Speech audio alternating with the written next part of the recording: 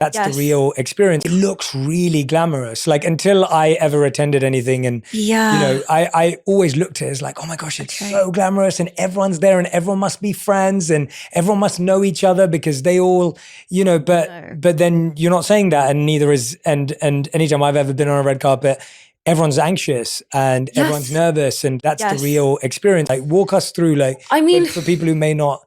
I think the first step is to just understand, even though you're wearing an incredibly glamorous dress and you're there to do something exciting, I don't think there's anything that can make it not weird that people are screaming at the top of their lungs. Like it just, everything in your body says something's wrong. Like people are screaming, something's wrong.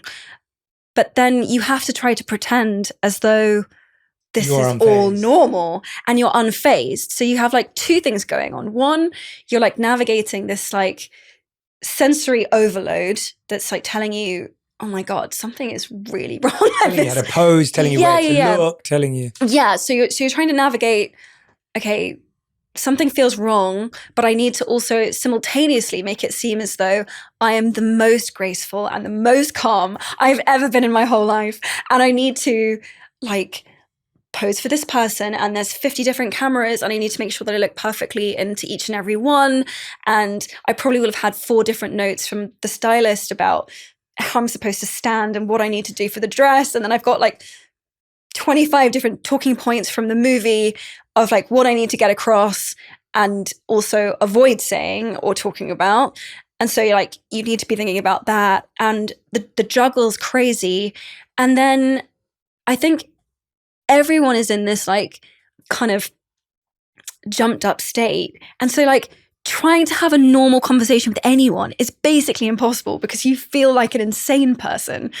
And so these are not environments in which you like have a nice chat with someone, really. Not in a mean way, but like, you know, you always get asked when you're like promoting these big films, like, so do you guys hang out on set? And like, do you guys hang out? And like, are you all friends?